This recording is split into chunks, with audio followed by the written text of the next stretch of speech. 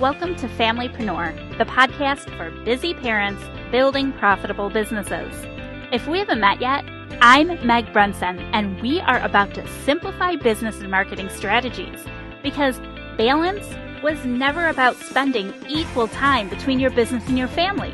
Nope. You want to spend previously unimagined amounts of time making memories with your kids. And the only way that's going to happen is if we get your marketing under control. I want to take a minute to acknowledge that Black lives matter, that love is love, and that inclusivity is essential for success. So I welcome all colors, genders, and cultures to join us for today's episode. All right. Hello and welcome. Today's guest is a former corporate HR and DEI consultant turned heart-centered copywriter for socially conscious women who coach women. She partners with unapologetically progressive clients to create inclusive brand messaging and impactful sales copywriting so their people feel safe, seen, heard, and inspired to buy. She lives in southern New Hampshire with her husband, 2 toddlers, and 2 cats who think they're humans. I am excited to introduce you to Amy Matos. Amy, thank you so much for joining us today. Yes, thank you for having me, Meg. I'm psyched. Oh, I am so excited. So I think the first thing I want to talk about, we've heard a lot about inclusivity, especially over the past, let's just call it the past year, right? There's been some high profile racial issues in the news. Can we talk about why inclusivity is important and how, just like the concept of how like we as entrepreneurs and small businesses, like what kind of an impact do we actually have? Yeah, so I think it's a really great question. So if we take a step back and think, what does inclusivity mean? And I like to think back to my HR days a lot of the time when I think about this. You hear words like diversity, equity, inclusion. You hear these often used interchangeably, but realistically they have they don't have slightly different meanings. They have very different meanings. And what happens sometimes in companies, in businesses, in brands, in our messaging, right? Within our audience, we can have a diverse audience. We can have followers from all over the world, just like we can have employees from all different backgrounds. But that does not mean, like if this was an employment scenario, that people feel comfortable showing up fully who they are in their own skin. They feel safe. They feel welcome. They feel seen, right? It's the same thing. Take that out of a workplace HR environment and stick it into your world as an entrepreneur. Just because you may have a diverse audience, you may have likes and followers and subscribers from all different backgrounds. That does not mean that people feel safe to engage with you and your brand in a way that allows them to be kind of fully represented. It doesn't mean that they can bring their full experience, their full lived experiences into the relationship that you build with them, with your brand, within your community spaces, or whatever, however you run your business, right? So when we think about what is inclusivity, the goal of inclusivity is not simply to say, okay, I've, had X number of clients hire me from different backgrounds, or I've, completed X number of checkbox kind of activities. I used to kind of give that a bad rap in the HR field. Like it was often like people were just trying to like check a box and like, oh, we hired X number of women, or we hired X number of whatever. That's not what it's about. Inclusivity as an entrepreneur and within your brand and within your messaging is trying to invite people to, again, fully experience themselves, fully see themselves in your content. It's trying to create an environment where people feel safe, where people feel seen, they feel heard, they feel validated, they feel respected in your space. And so what does this mean for you as an entrepreneur? Why does it matter? How do we contribute to this? So, well, frankly, it's probably a long-winded answer. I would say that first and foremost, right? Like, I think it's important because I think it's like the right thing to do. It's like a moral thing that I think is important, right? Like, I think a lot of people, at least a lot of the people that I hang out with in the business world, like you go into business for yourself, because you want to have an impact on the world in some capacity. Like the easy thing, and easy in air quotes for some people, would be to, just not be your own boss and maybe just sit behind a desk. And, we take these risks to create these businesses for ourselves because we want to create some type of life and impact and legacy. And I think hand in hand in that goes with, looking at our values and the values we bring into our business. So for me personally, I just think it's the right thing to do, to try to welcome and show, individuals from all backgrounds that they're honored and respected and seen and validated, and that they matter in your messaging and in your brand content. But I think, even more than that, if you wanted to just look at it as just like a dollars and cents thing, I think it is a smart business decision. End of story.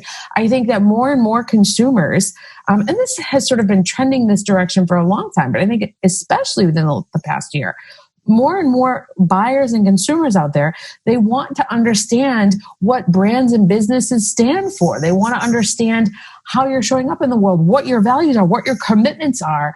They want to understand, are you being ethical and socially responsible with how you source products, for example, or how you build and create things. They want to see, the values that you stand for. And so I also think that it is a wise business decision because people are looking to you, they're looking to us as entrepreneurs to sort of lead the way and show the world what we stand for. And so I just think that by making this a strategic priority, by placing some emphasis on building an inclusive business, on creating inclusive brand messaging for your business, it's going to show kind of what you stand for, and it's going to allow, I think, more revenue to come your way and more profitability. I don't think it's one or the other. I think they go hand in hand. I think you can have a successful business and do the right thing.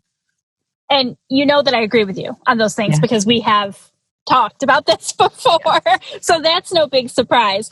But I do like how you pointed out that there are two elements to it. One is it's just that moral and ethical responsibility that we feel like we have just as human beings to, and acknowledging that we have different experiences from other people, but we don't want to exclude people based on their experiences. So it's that one moral and ethical piece. But then, like you said, it's a good business decision. You get the right people working with you, and it ends up having a positive impact on your revenue. So I love that it works in both ways. That it's like an alignment there. So it sounds like the first step is to rethink your ideal client.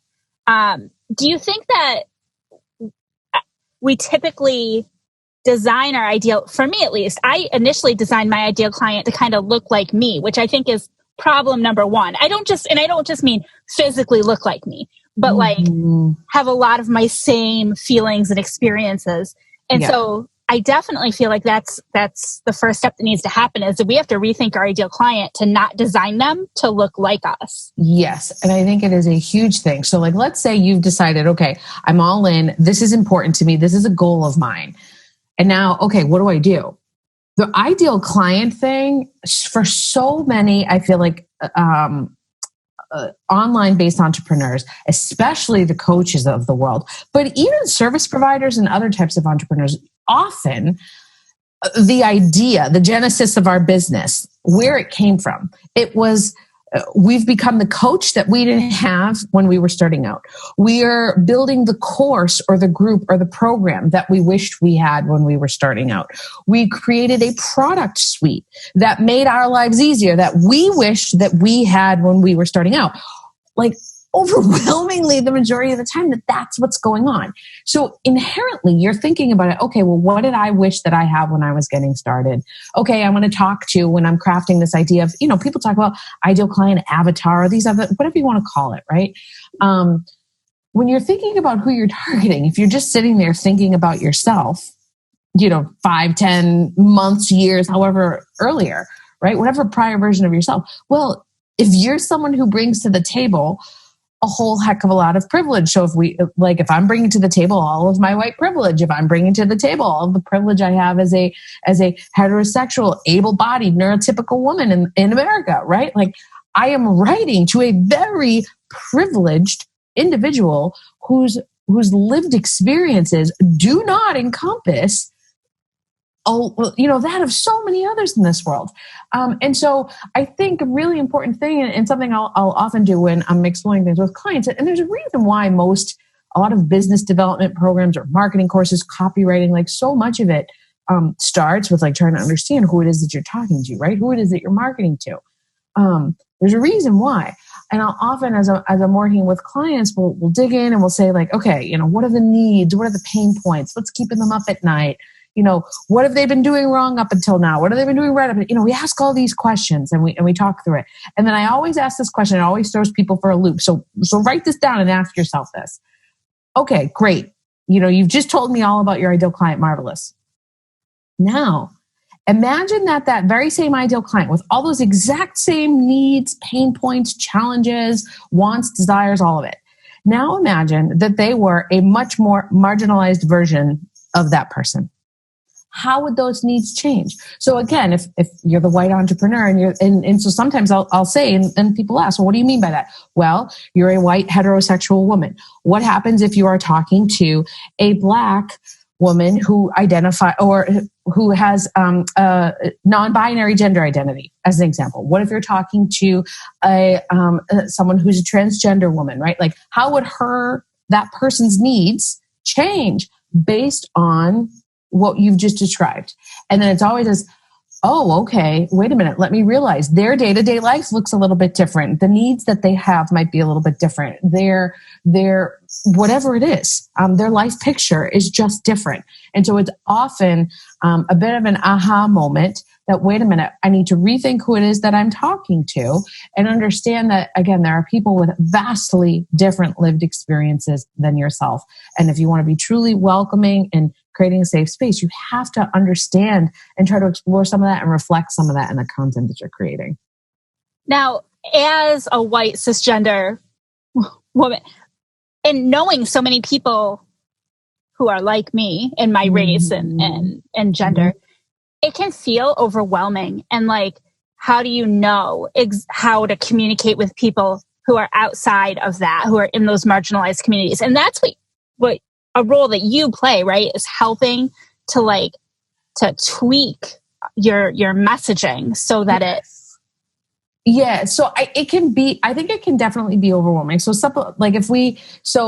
we jumped right into the action step, which is good. But if I take even a step further back for a second, like, I think one of the reasons that for so many of us, it can feel overwhelming, even when we know our values, our heart, our politics, all of it, like we know we care so much about this.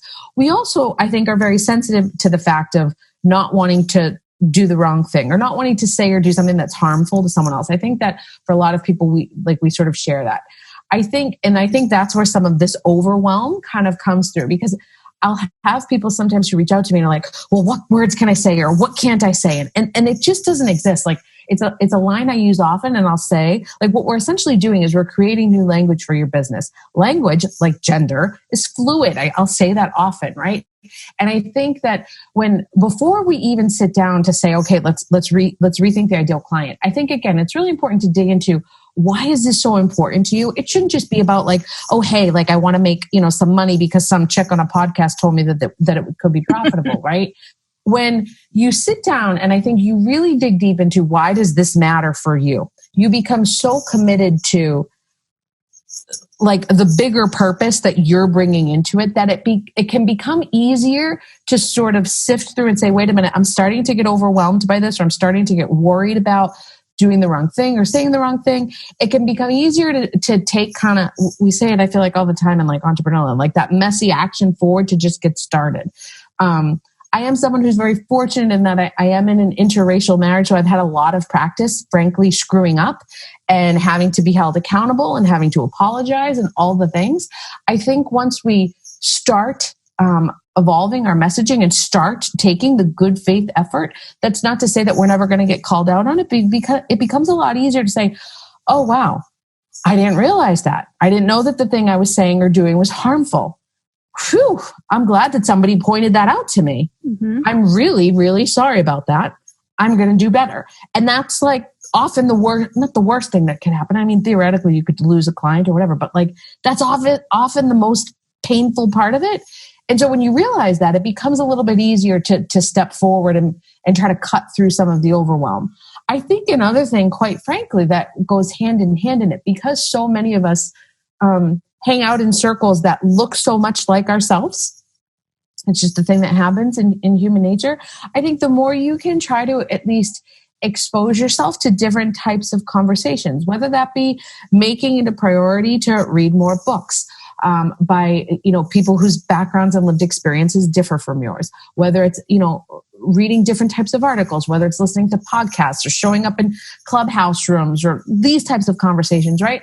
I think the more you can surround yourself with different types of conversations, just even to learn and consume and to take it all in, I think it also then inherently becomes a little bit easier to start to figure out, oh, okay, this is how I can hang out and talk to a white transgender woman as a white cisgender woman, or this is how I could try to make, someone from, whatever it is, different identity, feel more safe and comfortable with me. I think the more you kind of expose yourself to, folks with different ideas and backgrounds, it becomes a little bit easier.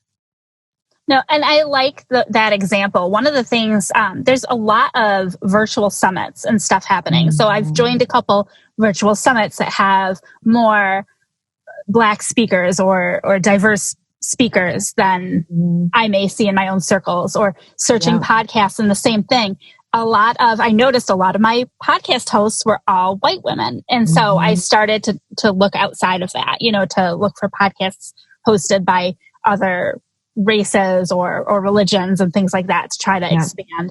And one other thing that you mentioned about like the worst thing being messing up and you could potentially lose a client, but I think more the way you respond to being called out is really what's going to make a difference. Yeah. And it is a constant process. I want to say it was just a couple weeks ago that I had another one of those moments where I had said something was my spirit animal. Mm-hmm. And somebody said, well, that's not cool. Like you shouldn't, because it's appropriating Native. And I was just like, oh gosh, like I just had never even thought about it. And then I mentioned it to my husband, or actually my kids said it. And so I mentioned it to them in front of my husband, who's also very progressive. And he had never heard. It's like, it's this constant process of being open to learning how what we say and what we do impacts people differently. And it's always changing.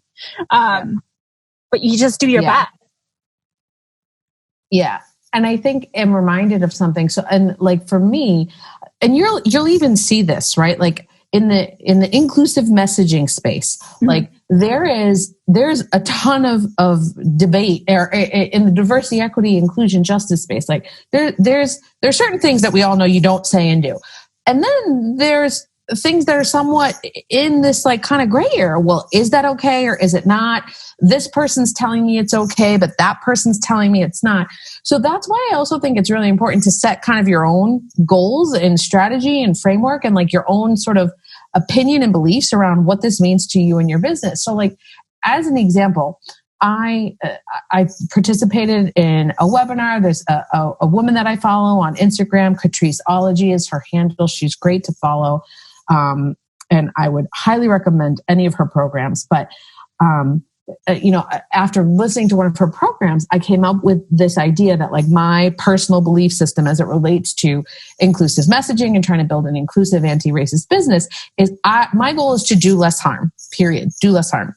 So like, as an example, woman with an X, that's something that's out there. That's actually pretty hotly debated. Do you write woman with an EN or do you write woman with an XN? Well, I had at one point in time read that woman with an X was meant to include transgender and gender non-binary women in the definition of women. And I'm like, well, that's super aligned with my values. I'm going to do it. I changed all my marketing, all the things, X. That's what I'm rolling with.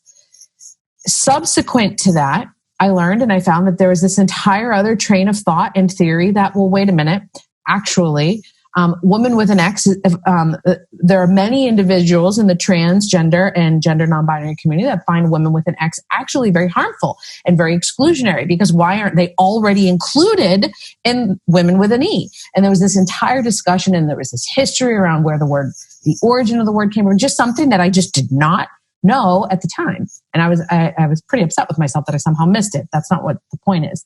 The point is that, there's this debate. And so you'll still see it. There are people out there who use it. And then there's a very large community that says this is not okay. For me, I have adopted a mantra of do less harm. So at that point, it's easy. I don't care. There's enough people out here that say that this is harmful. I'm taking it out. I'm done. So I didn't want to just change all my marketing material without letting people know. So I just kind of issued an apology and said, this is what I've learned. This is the resources where I've learned it from. This is my decision on this. And this is how I personally feel what it means for me and my business. And, the response to that was great. I had a lot of people being, very supportive of that. And I actually think somebody reached out to me for an inquiry after that. So again, the thing that it can be good for you, good for the world and good for business, right? And it was just okay, we're kind of moving on. I think about it all the time when at home with the kids, the toddlers, sometimes they bump into one another and they do something wrong. It wasn't intentional. They didn't mean to hurt one another, but okay, a genuine heartfelt apology about, hey, I've learned this. I'm sorry. I've changed my mind and I'm going to try to do better. That really just does go a very long way. And I think we get so intimidated. And I just wish I just hope that people can see that you don't have to be so afraid of that. Yeah. And I really think that's all it takes. But it has to be heartfelt. It has to be genuine. Mm-hmm. Don't just say it if you don't believe it, but that's a way to come back from, we all make mistakes and we have to be comfortable with that and willing to make mistakes and then willing to take constructive criticism. Totally. Yep. I agree with everything that you said. And I think it feels, and again, the more you, I think, tune into it on the front end of wow, this is really, really important for me. I care so much about these values. It's going to become super apparent that, wow, this person's apology is genuine. They really are trying to do the work.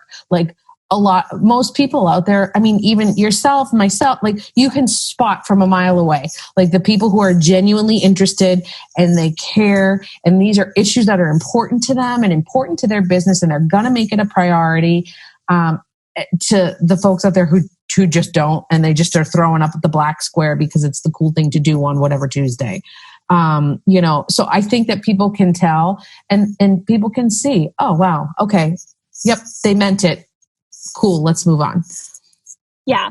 And one thing we've touched on a little bit, is I feel like when we think about diversity and inclusion, we automatically think of black and white. We think of race. But it goes beyond race. And I feel like, how do you really define that out and then ensure that you're, and I don't want to say checking all the boxes. We already talked about that not being a good thing, but touch, you know what I mean? Touching everybody so that it's completely inclusive for race, for religion, for gender, for all of those things. Yep. I think it's a great question. I know it's one of the number two thing that I mentioned when we were sort of prepping, this conversation, is to try to think beyond race. I think, so first of all, I don't think there's ever this imaginary end point, goal line where you've arrived, you know what I mean? And you're it and you've done it and you've achieved it. I really do believe that this is trying to build an inclusive business and create inclusive messaging for business. It is a commitment. It is a priority. It is a way of doing business differently. And so I really think, again, internalizing that, it also helps it feel less overwhelming because it's less like this, I've got to rush out and do all these things right this second, but I'm going to work on this month and this that month, or this is my goal this year and that's my goal that year, whatever it is. I think it also comes back to, again, defining what this looks like and means for you. So yes, there's a very big piece of and I think it's also a reflection of what has transpired here within the US within the course of the past year. The conversation is being dominated by the black-white conversation because of the surge of movement and interest around Black Lives Matter and everything. But there is much more to building an inclusive business than just that, than just, the conversation around race. It is looking at little just there's so much to it. Like it's looking at, are you honoring the LGBTQ community within your space, right? I was having a conversation with a client and we were going through some of her content. And her ideal client, past version of her, she was constantly talking about, she was saying, imagine if you and your boyfriend were XYZ. Well, wait a minute. What if your ideal client is a girlfriend, right? What if your client just has a partner, right? So thinking, beyond race, thinking about, are you honoring the LGBTQ community? Are you making gender-based assumptions in your content? I'm from just outside of Boston. Guys is like a super common thing. Hey guys, you guys, like we all say guys. I say it to my kids all the time. But like, are you making gender-based assumption? Hey ladies, how common do we interact with a group of who we believe are all identifying as women? Hey ladies, hey girls, right? So are you making gender-based assumptions in your content?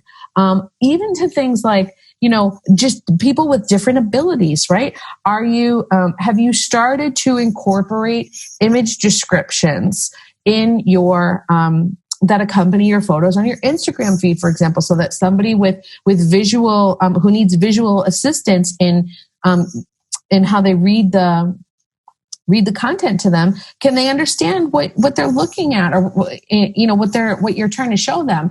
That's something that I have a lot of work to do on. I actually just did my first image description on Instagram only on one of my posts yesterday. It's a huge priority of mine.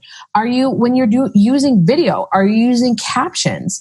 If you even take a step back and looking at like your business overall, do you have flexible and inclusive pricing options for people to meet people at different sort of financial needs? It goes way beyond just race. And that's a moment where people are often like, like I was overwhelmed before. Now I'm even more overwhelmed now because I thought it was just this one thing.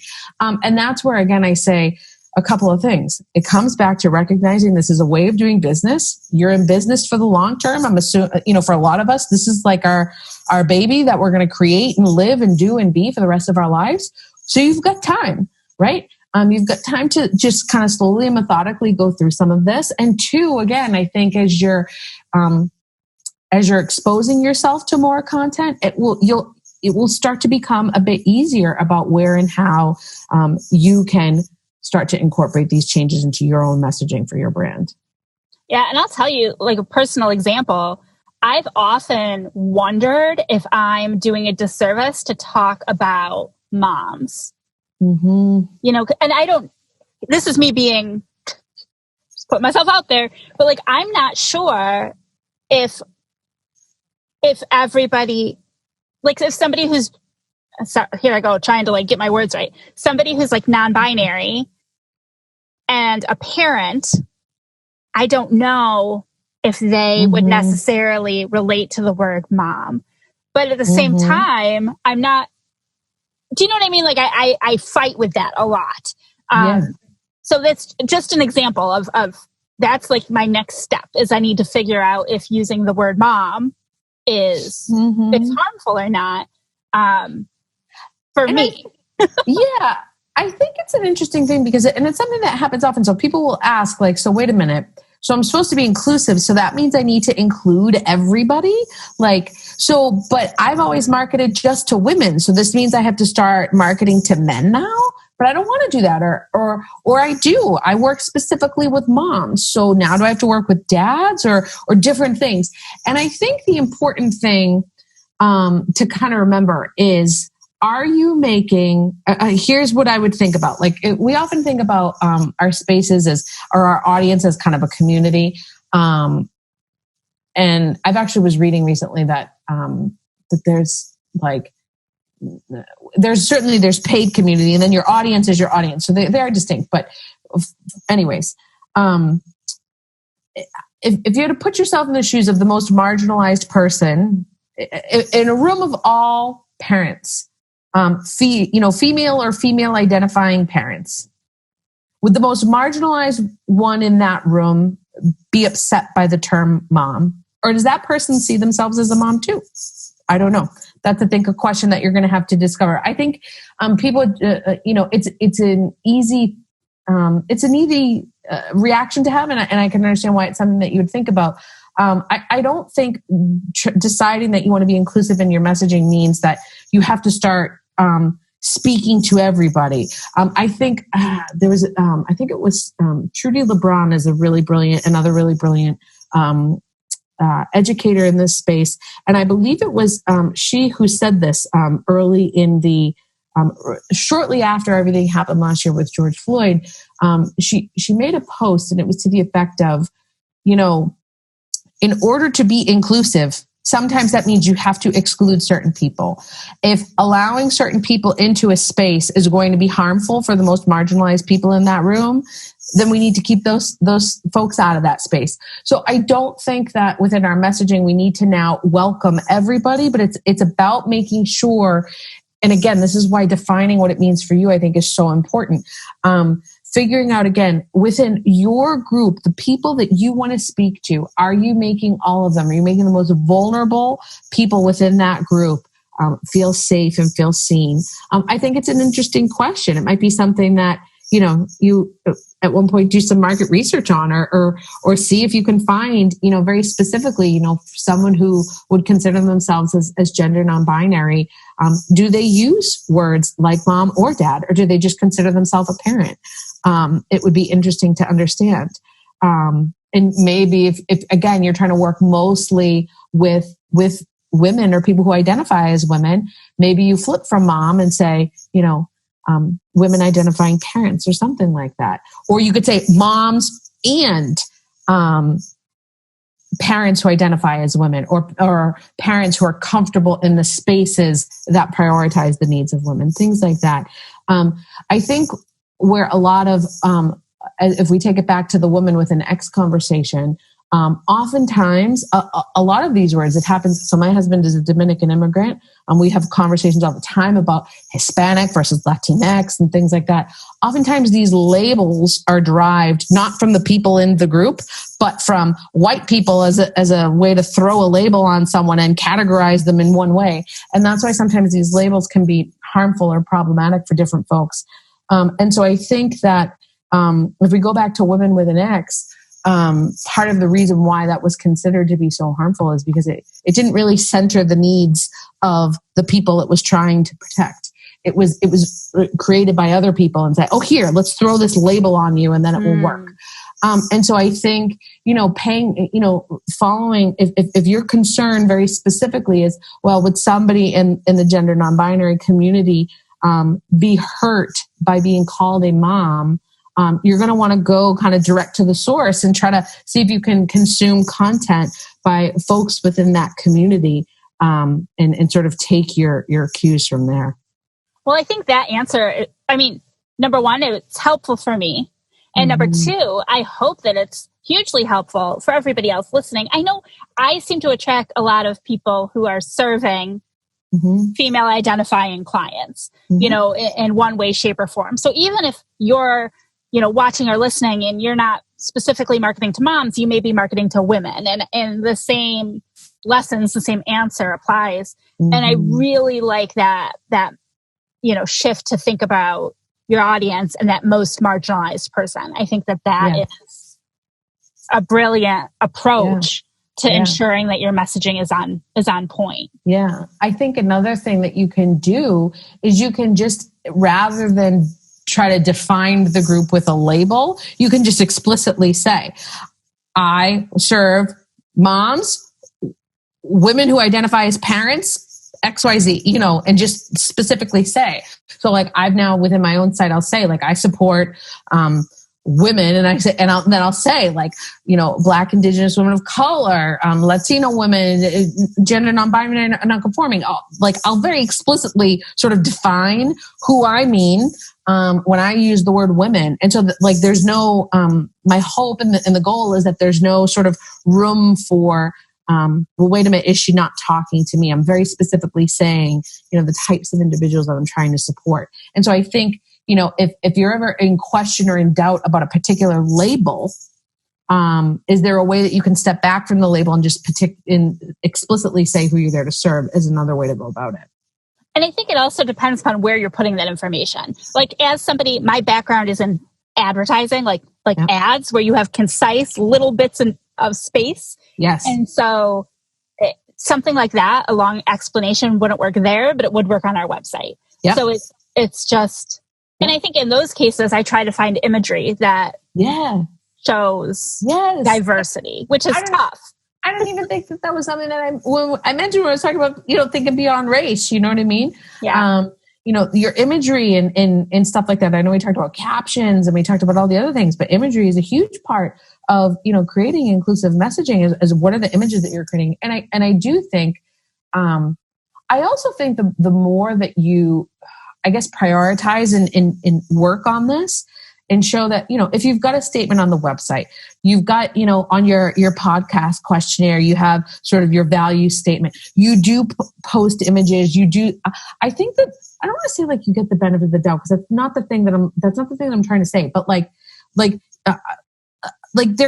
people come to know more or less what you stand for, and they might not see the exact thing in your ad, to your point, because, well, it's too long to belong in an ad. But then they pop over to your website and they see it and they know.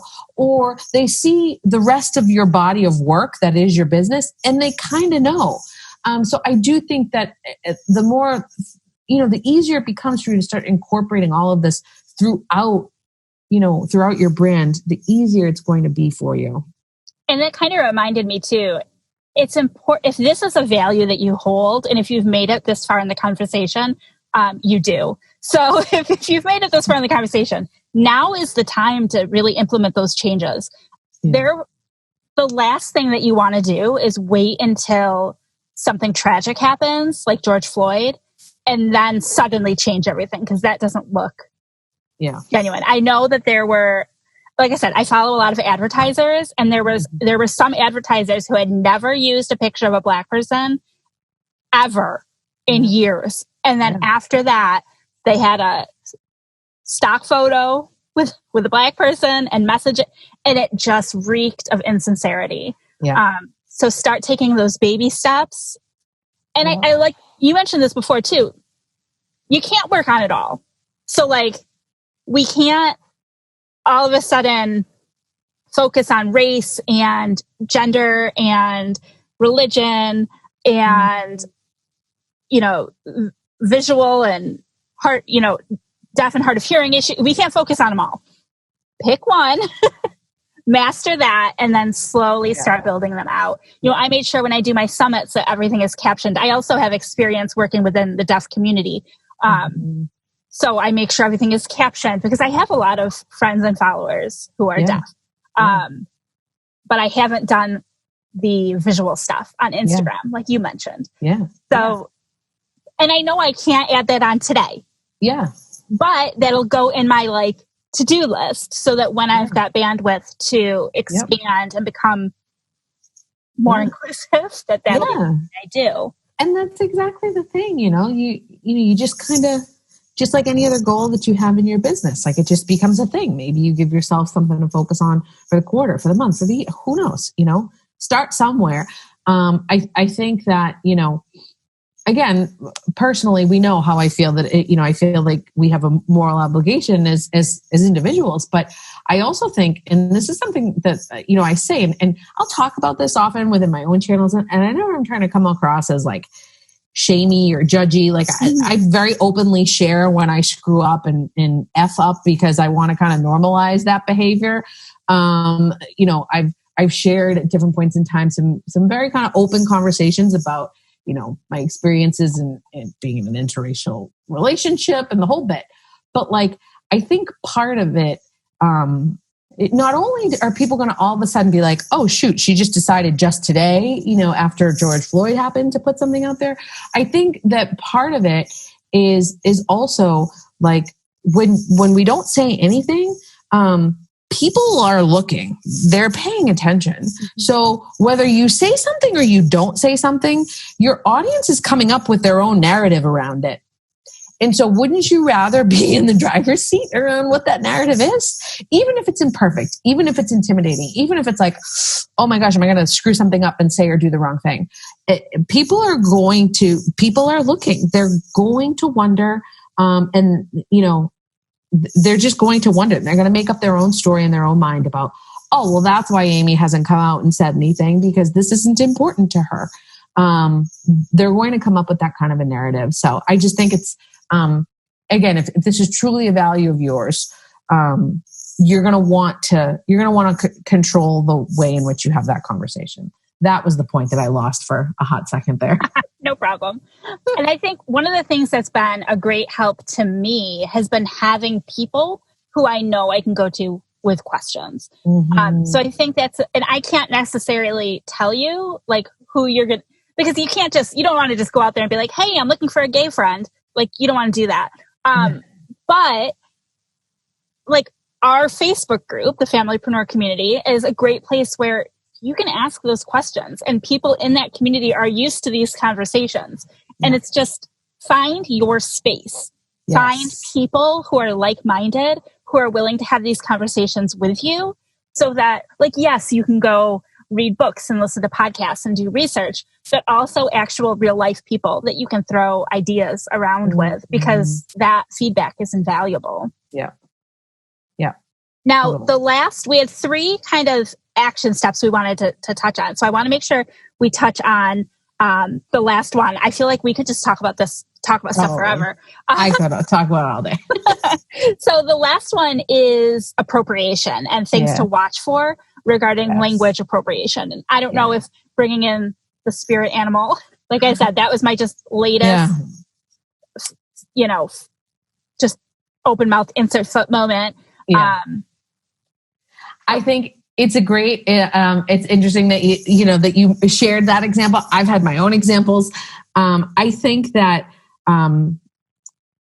again, language is kind of fluid. If you're looking for a checkbox list of what words are okay to use and what words aren't okay to use, literally take to Google and type, is spirit animal problematic? I put AF, that was mine, problematic. The reality is, a lot of the sort of trendy, slangish, cool kind of internet speak, a lot of it is just cultural appropriation, period. It just is.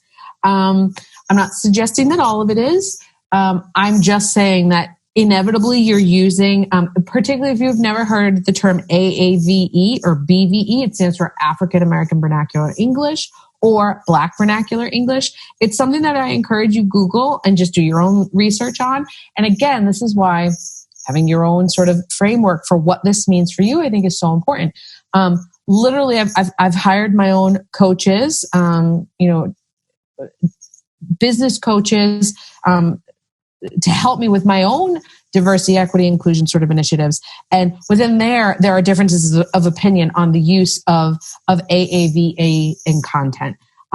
So for example, I have one coach who feels very, very, very strongly that African American Vernacular English, it is a very specific dialect of English that often Black individuals are, when they use that English or that dialect, they're often looked down upon, mistreated. There's a whole history around it. But when white people use it, it becomes cool and okay and acceptable to do. So it's harmful. And so this particular coach, had a very firm stance. White people don't use it, period. So for me, do less harm. Okay, I'm done. So I looked up, I literally had a branded program, sales page, the whole thing that I was selling with the term AF in it. I am someone who swears a lot. In real life, if we were having a conversation in real life, I wouldn't actually say AF.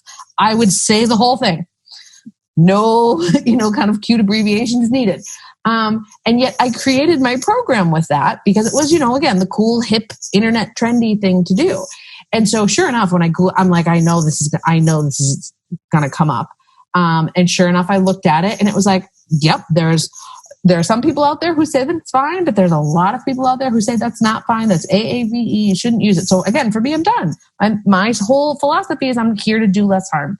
That's why, again, knowing what that is for you is so important. But there is whether it be the tribe, the spirit animal, something that I've seen people use before, talk about their entrepreneurship coming out party, coming out. That's something that I've heard people use in a very kind of harmful way.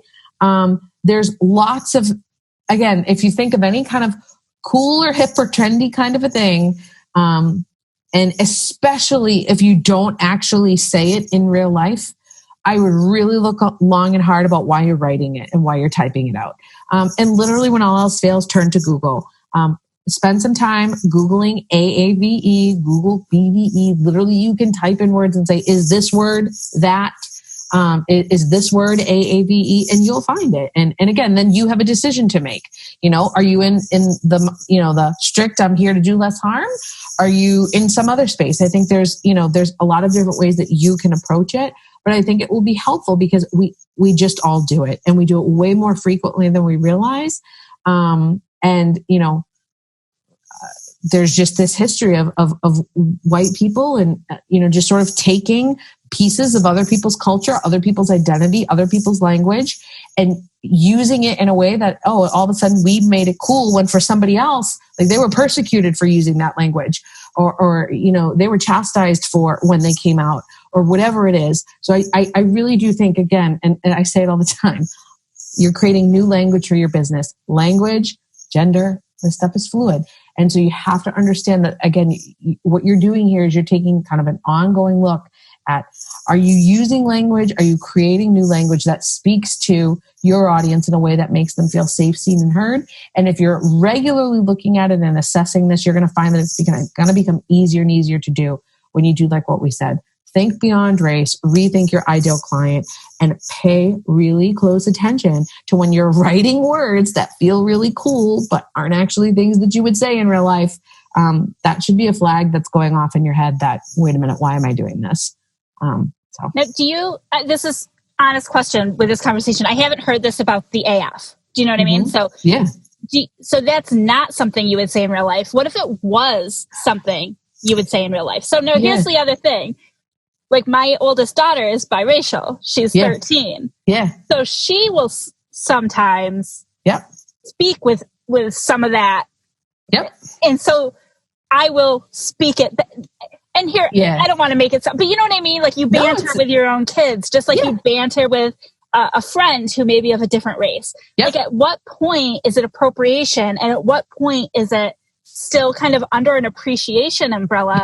Yeah. And then how does that work when somebody may not know that you're, you know what I mean? Yeah, no, I totally get it. Believe me, I totally get it because so when I made a post about renaming my program, this like whole conversation like transpired within my feed. It's also something that I personally deal with because we speak Spanish at home. And then sometimes I'm a white woman whose Spanish is not my first language, and yet I will infuse it sometimes into my work and my content because it's part of our household, but do people know? So believe me, it's a totally fair question. I totally get why you have it. And so interestingly, when I made the post for me personally around AF, there was a conversation where a friend of mine who has a branded program where she uses that. She ended up tagging a person from her community, a Black woman from her community, to sort of weigh in on it. And like her philosophy, and the woman shared was like, well, for me, it can signal safe space. It can signal exactly what you meant, appreciation, right? Here's where I think it comes back to, again, I sound like a broken record, like defining what this means for you.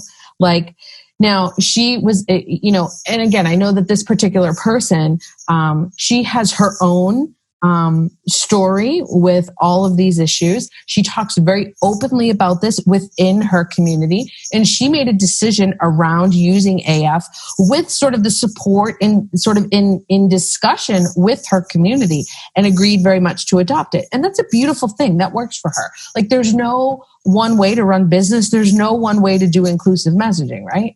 I think for me, the way that I was using it was very clearly appropriative. It was very clearly trying to be hip and trendy. Now, I think that's why I think the goal is to, again, be really intentional with your language, be really intentional with the choices you're putting out there in your content and in your messaging, because then it becomes, again, like this body of work, right? And people are going to know who Meg is and what Meg stands for. And that maybe they know about Meg's daughter or whatnot. And they know that, okay, this is a safe space. This is an okay thing for her to use. For me personally, the way I was using it was wrong. And I think also, right, like, while I thought it was really helpful and it was actually a beautiful conversation that ended up unfolding within my feed, I also know that a coach that I still work with to this day she had a really hard line. Like, no, white people don't use AAVE. I don't think it's okay. And for me, I was just kind of like, all right, like that's where I'm at. I'm done with that. But that's why I think the topic, it can easily send you into a bit of an overwhelm. Well, how do I know? I'm trying to appreciate it. I don't know. And I think that's why it all comes back to, again, looking at it as a body of work, looking at it as a commitment to doing business one way, and just making intentional decisions around it. And knowing that, yes, there might be somebody out there who says, wow, there goes another white girl using AF. She's not my people. And that can be an okay outcome for you too. I think it's just let's make these decisions kind of intentionally, versus just do them because that's the thing that we want to do, Well, and I appreciate that. And I don't know that I've ever used AF in like sales copy or anything like that. I just trying to think through some of these questions because it's tough. And like you said, it's fluid and you're not going to get it right all the time. So you just kind of do your best. And I think that message has been received through this episode. So I really thank you for taking all of that time. And I know you mentioned feeling like a broken record, but sometimes you have to. Sometimes it's just like restating the information and then how to relate that back to the various questions, because that can be complicated too. Yeah. Now, can you tell us a little bit about how do you work with clients, and then where can people continue to learn from you? Yeah. So I work with clients. So as you mentioned in sort of the beginning, I like my background and what I do right now is I write copy, right? So I write copy, right?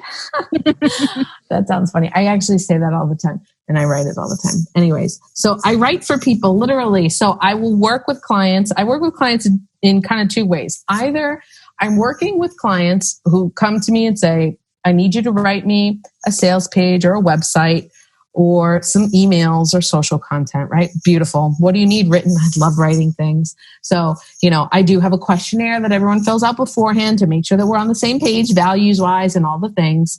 But I write things for people.